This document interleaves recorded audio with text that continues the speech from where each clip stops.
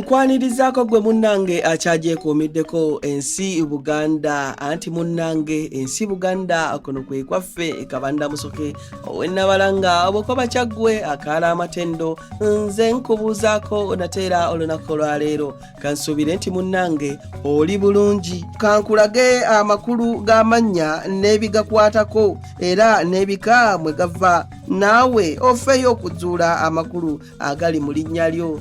Erinnya Mutumba munnange n'erinnya Mutumba liva mu kigambo mututumba nga kikozesebwa mu kuzimba ennyumba z'Abaganda nga bwe zaalinga.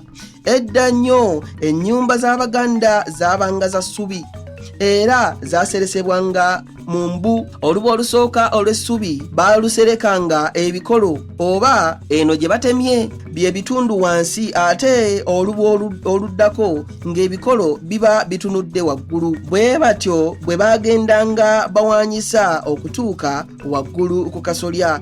Kati nno guno gwe bayita omututumba era mwe muva erinnya Mutumba.